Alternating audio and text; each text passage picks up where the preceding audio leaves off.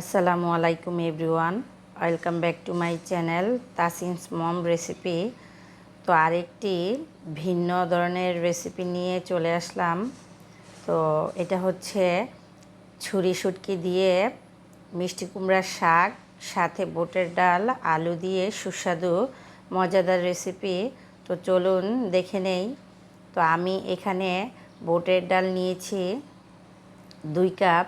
তো আমার পুরোটা লাগবে না, এখান থেকে আমি কিছুটা রেখে দিব। তো এগুলো ভিজিয়ে আমি রেখে ভালো করে সিদ্ধ করে নিব। তো তারপর আমি মিষ্টি কুমড়ার শাক নিয়েছি।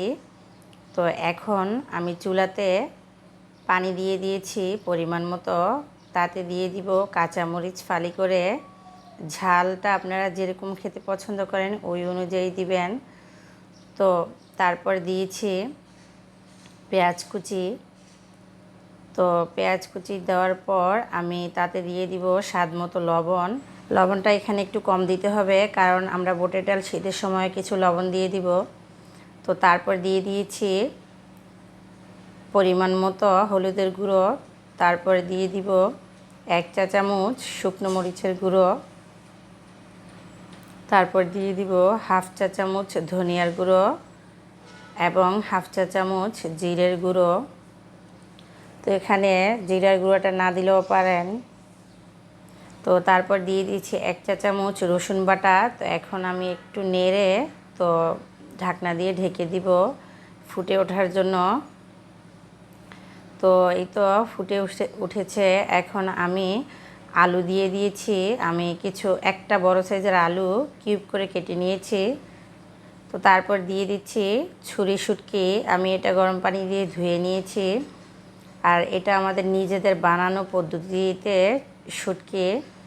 তো তারপর এটা আলুটা 50% সিদ্ধ হয়ে আসলে আমি দিয়ে দিচ্ছি মিষ্টি কুমড়ার শাক, যেটা আমি কুচি করে রেখেছিলাম। তো এখানে মিষ্টি কুমড়ার শাকের পরিবর্তে লাউ শাক দিয়েও আপনারা সেম প্রসেসে এই রেসিপিটা করতে পারেন। তো তারপর ঢাকনা দিয়ে ঢেকে কিছুক্ষণ রান্না করে ঢাকনা উঠিয়ে এখন নেড়ে চেড়ে এটা উপর নিচ করে মিশিয়ে দিচ্ছি। তো দেখুন এটা সিদ্ধ হবে। শাকটা সিদ্ধ হতে হতে আলুও পুরোপুরি সিদ্ধ হয়ে যাবে।